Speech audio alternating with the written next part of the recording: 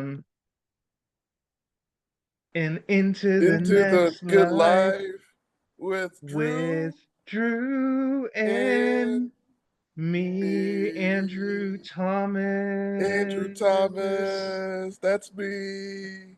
Yay. Okay, thank you guys for joining us for the Drew and Me podcast, where we talk about music, movies, and whatever else we want to talk about. Today, we are joined by Philadelphia comedian Andrew Thomas. And Andrew Thomas will be doing a set at Soul Joel's. He's on the lineup for Soul Joel's July 27th. Soul Joel's is in Pottstown, Pennsylvania. And at what time does that start, and how can we get tickets? It starts at 8 p.m. and go to Joe's website. Check it out. A great Okay. comedian, Jay Yoder, put it together. He's the man. Please check him out. He's super funny too. Like, yeah, you can see him all over social media as well. Okay. Um, yep, check out Jay Yoder and Andrew Thomas at Soul Joel's, July 27th. And then you said you have a show tonight? Yes, it's a reoccurring show with Neil Wood. It's called The Biggest Little Comedy Show. It's at Myers Brewery. By all means, stop on through. You got Philly comic legend Tommy Too Smooth on it. Hmm, Mm. okay. Um, you said it's the littlest comedy show? The biggest little comedy show. Okay. Um, Yeah. that sounds cool. So in today's episode, we're going to talk about two movies. We're going to talk about Undercover Brother and baggage claim. Baggage claim and So, undercover brother. yep. So I kind of want to talk about Undercover Brother first, just because I feel like it's a really good and underrated film that was a big deal when it came out, but I feel like in recent years, like people haven't like talked about it as much. But I think it's it more came out so. and It was a yeah. big deal. It was a big deal when I was. I mean, I'm sorry for cutting you off. It's just I remember I was in my 20s when it came out, but before that, it was like an online like black comic strip, and Oh, yeah. And so like I had an underground following within like black college students because like we joked about like what the movie joked about, and the sad thing is the movie didn't. It wasn't as funny as we was hoping it would be, but it was still funny. yeah. So for people that don't know, Undercover Brother is basically a spoof of black exploitation movies and black culture. Um, some jokes haven't aged as well, but I feel like in general it's still very funny and like shows really good actors, and I feel like the director is great. Oh, So tons of talent, like iconic absolutely, people. Uncle Ruckus. absolutely, Uh, who else? Eddie Griffith and Dave Chappelle, obviously. Um, Doogie yeah, Howser or Neil Patrick Harris. Yeah, like and who else? yeah, great. Chris What's it? Kattan from Saturday Night Saturday Night Live. Live and Night at the Roxbury's. Yeah, and yeah, I'm not gonna pronounce her name right, but she played the sister girl. Ooh, Anwani Ellis. I'll let you do it, man. I ain't got the confidence to try that. Yeah, I know exactly. Yeah, she dope. I didn't even know I forgot that she was in it. Yeah, it's honestly like such an ensemble that like, with the exception, I think Chappelle is probably my favorite. Oh yeah, He's he's so everybody's funny in it, favorite. Yeah. and it's like perfectly cast for him, and at the same time, like he's playing a character, so it's like heavily like meant for laughs, played for Yeah, laughs. It's supposed to be really funny, but yeah, yeah, him as like the conspiracy brother is really funny. yeah. Um, yeah, and Anjanae Ellis Taylor. It took me a little bit. nice, nice, nice. Anjanae. I was sounding it out. Yeah, yeah, I thought she was really good too, and you don't see a lot of movie vehicles with Eddie Griffin, but I thought he was able to hold his own really well. I haven't seen Yeah. any of his stand up. Um, He is electric. Like one of the reasons I was really excited to see him is when I was a kid. Do you remember that show Malcolm and Eddie? no, it's a little bit before my time. Oh my God! Like it's basically right after Theo Huxtable got finished with his spinoff from the Cosby Show, and you had him being the straight guy, which was amazing, and then Eddie Griffin like just being just electric. Like he was doing impersonations of Prince before other people was doing it, and he was just all out funny. And it's like any any person that's like black and like above 40, like remember like that was the show. If you get a chance, Malcolm and Eddie. I don't know if it's on YouTube or Prime Video. That show is fucking fire. Hmm. Um, yeah, I'll have to check it out. I still haven't seen In Living Color, and people tell me that's the black show to check out. Like they say, gotta see In Living Color. Yeah. How do you not watch In Living Color? Um, yeah, I didn't have cable, I so didn't have cable either. What the hell are you talking about?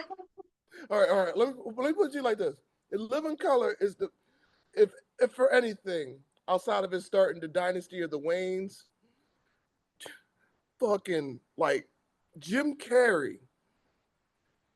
I didn't know he was like. We knew he was funny as shit. We knew he was like that. But we didn't know like he was like an all around like genius, brilliant level philosopher talent, and like Living Color. Like you watch even a lot of those skits hold up. Like it still hold up. Like like whether it's Homie the Clown or it was In Prison Brother or hell Jim Carrey with the not me type Fire Marshal Bill. I mean, yeah. like you see people do glimpses of these impersonations of different like characters from The Living Color, but yeah, like that show that Keenan Ivory Wayans man, like him. You ever see a movie called Hollywood Shuffles with Robert Townsend? N No, I didn't see that. Oh my God, that's another hood. Well, it's another classic too. It's what helped launch Keenan Ivory Wayans and Robert Townsend's career. Like that's we talking about like how Yeah. Hollywood, like they basically blackball black people and like there's only so many roles you could do, being a pimp, a rapist, some kind of criminal, or Yeah. some Uncle Tom Yeah. type ish. And they were talking about this back in the '80s, like early '80s. Like, and if you get a chance, like that movie Hollywood Shuffles, that's it. It's up there with my favorite like black independent movies, like low budget independent, like do it yourself type, like uh like that Hollywood Shuffles, Fear of a Black Cat, and one more. It'll come to me some other time. But yeah, like Living Color, uh, Malcolm and Eddie, great, great, great black cinema. Hmm. Um, yeah. I'm sorry for talking No, so no, much, no, but no, talk to me, brother. no. I'll have to check them out. The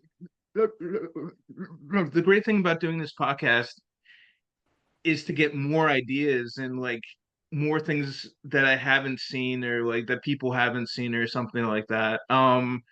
Like I've heard of Malcolm and Eddie. I've never watched it. I've heard so much about In Living Color though. Like Yeah, people just say like that is the sketch show to watch. yeah. Oh, Um, I was getting surprised. back to Undercover Oh, Brother. okay. Um, I think it probably is the funniest comedy of 2002. Um, Hmm. What came out in 2002? uh, I feel like the second Austin Powers came out in like 2000, and then the third one came out in 2003. And Undercover Brother is it's kind of like an Austin Powers type movie that it's a spoof, it's a parody movie. Um, uh, Well, oh, I just did a quick Google search. Um, okay. I see that Van Wilder came out in 2002. Remember that? That's a good one. I saw that one pretty recently, actually. I Ryan Reynolds. think that anything that Ryan Reynolds does is great. Like he's so funny. Like Hmm. he's like super charismatic. Yeah. And then there's Hot Chick with Rob Schneider. Yeah, I didn't see that one. You ain't miss anything. The new guy, Okay. the new guy. Now that was something. You ever see that?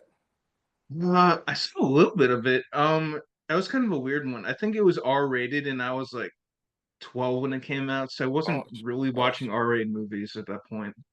well, it says it's PG-13, but Okay. and it had the really bony white dude. I don't know. I can't remember his name, but he's funny as hell. Um, Okay. let me see something real quick. Eddie What? Griffin, he is in the movie. So he had a good year in 2002. He was in Yeah, like he two big was in the new movies. guy. Yeah, yeah. Yeah, Had Zoe Deschanel in it too. that's great. Yeah, I feel like that was before she like really made it. Um, Well, I gotta say she was in Elf, and Elf came out in Elf. 1999. No, that was 2003. That was like Christmas 2003. I Oh, know that's that 2003. because I Okay, watched the trailer in my seventh grade class, and I was in seventh grade in 2003. okay, okay. I could always be wrong. I'll chalk it up to being so anxious about that movie.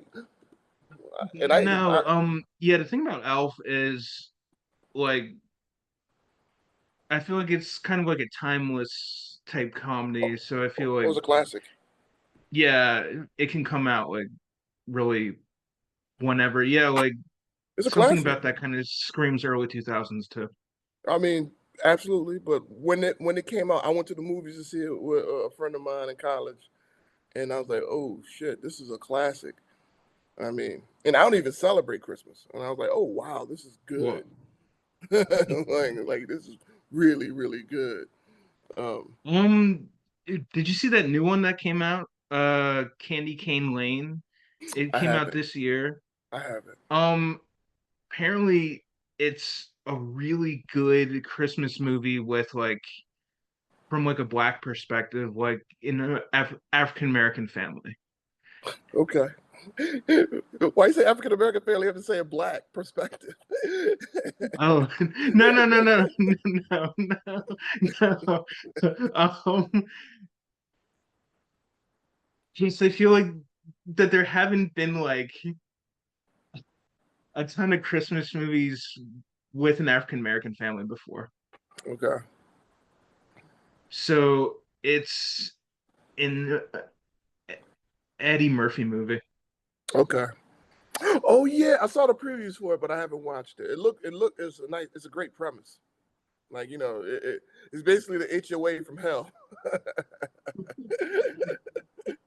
So yeah, damn, that's kind of oxymoron. All HOAs are basically from hell. All right, but yeah, like it looked good. I'll probably check it out soon enough. It's just Cool. so many things out there, man. Yeah, I don't have Prime right now. Probably when and if I get Prime again, I'll probably watch it. Um, Yeah. because it's on Prime. Um, let's So see. back So, Undercover Brother. yo, Undercover Brother. if you had to rank it on a scale of 1 to 10, I'd probably give it an 8. Ooh, you better than me. I give it a 6 because I remember how I was watching it. I went to the movies to see it, and I was like, damn, I was expecting so much more. But I can give it a 7 now for nostalgia because I know what it was trying to do, but it just wasn't. It, Dave Chappelle did a lot for that movie. He's so funny. Yeah, like Yeah, honestly, his stuff's aged the best. Like yeah, his stuff's really funny, but it doesn't quite work as a movie just because the plot is so weird. yeah, And yeah. I feel like that it was trying to do like 10 different things. Well, I think at the heart of the problem is like the idea of selling out, being educated, and talking proper. Uh, I mean, and you understand what I'm saying? It's a stereotype that was like dying, but then it really when he brought it in the 2000s, like that archetype or plot point.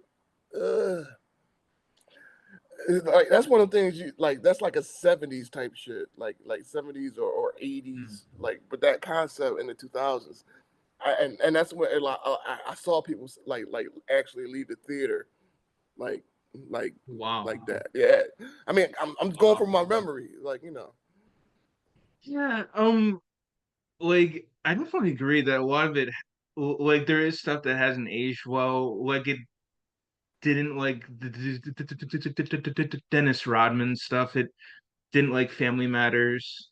hmm Um,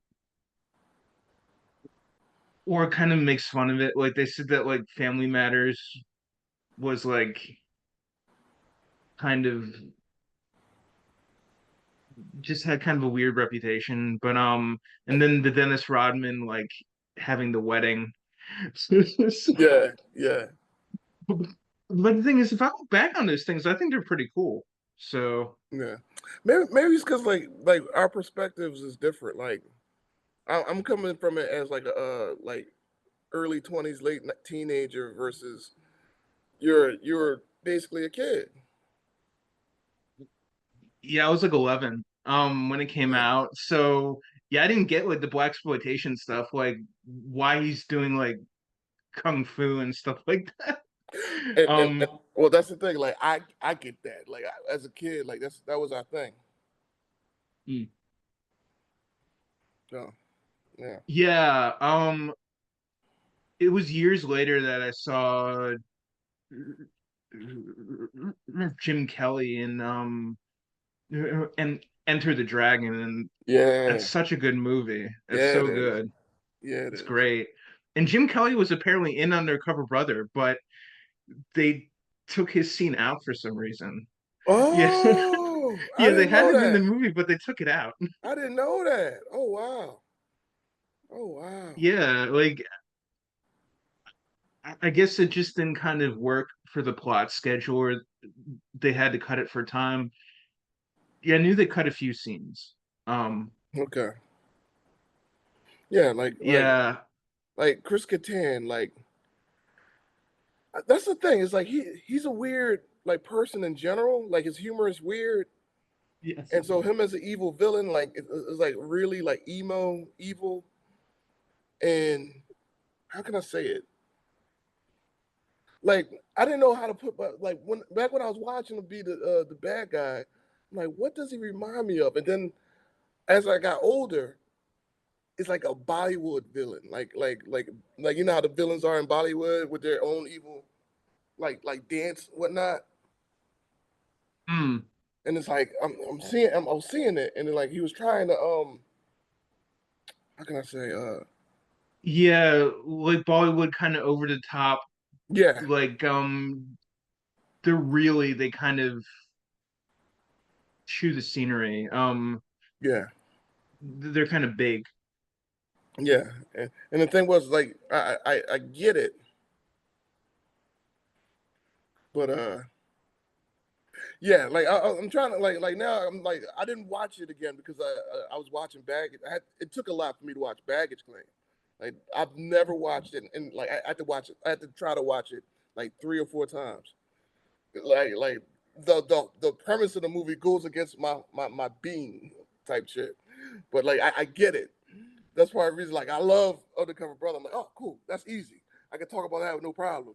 But then the baggage claim was like, and I kept trying to watch it and trying to watch it, and Yeah, what took me I asked for you to push this back a little because I was rewatch trying to watch it again today, and then I finally made it through because it was making me sick.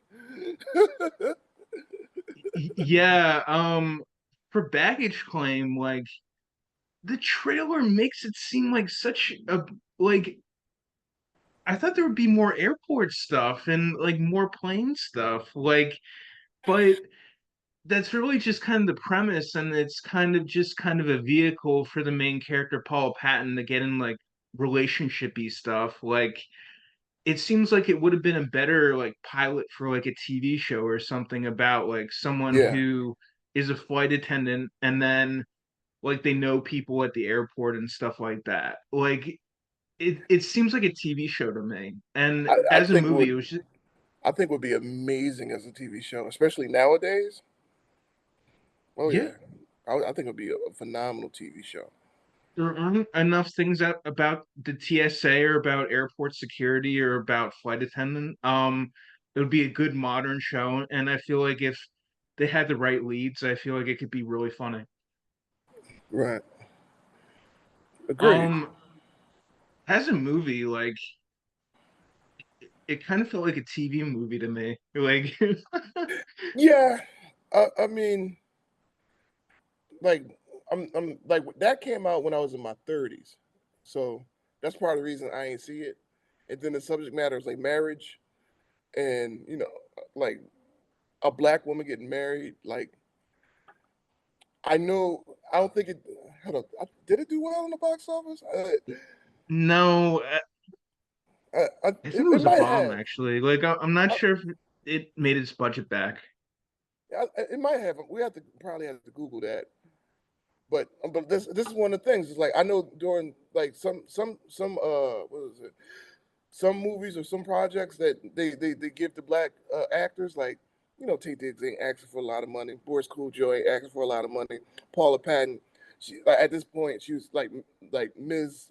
She was still Ms. Robin Thicke, so she ain't really had that much of Oh, a name. Why you say that? Oh, for? oh, I knew her. She was in a Mission Impossible movie. She was in like the fourth Mission Impossible. So Okay. that's how I knew her. And but I remember critics saying Paul Patton was great, and they're saying like she's a great actress. I'm not saying that she's not a bad actress. Like I wish she was in more stuff right now, but what I'm saying is, she, and this is me being my showing my age, and like I'm coming from it from a different vantage point.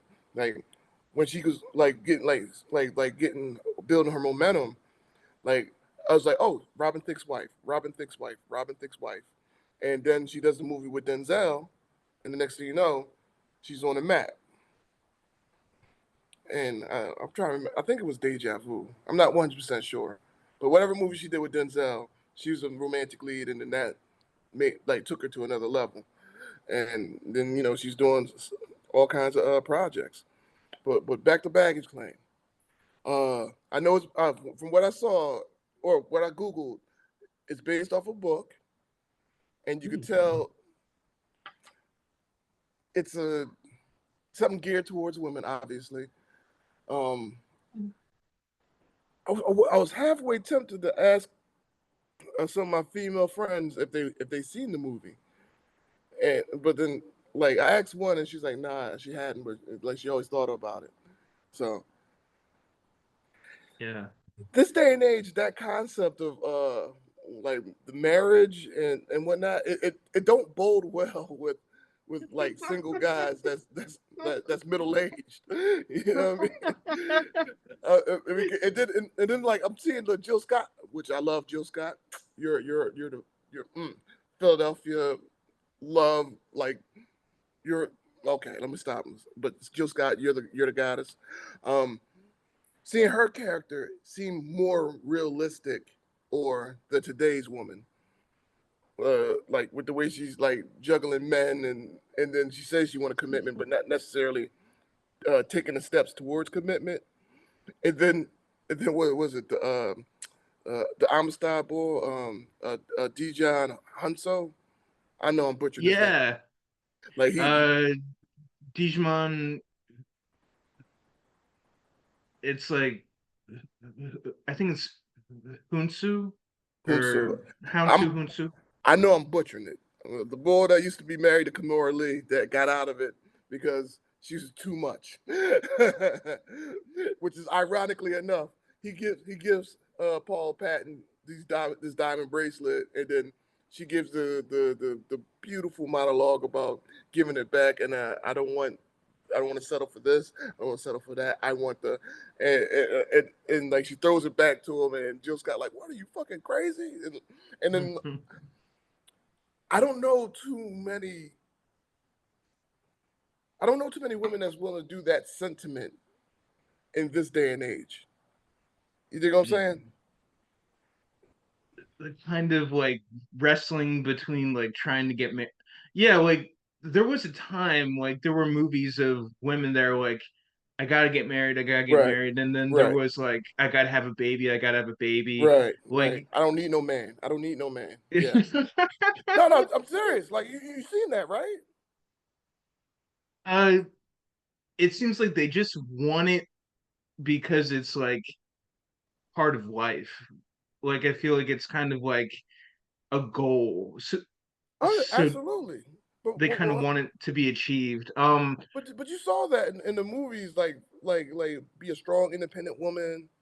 I can pay my own bills. You know what I'm saying? Like it's like everything was like gearing towards where everything hit the fan now with being transactional. Mm. I mean, you don't notice that or no?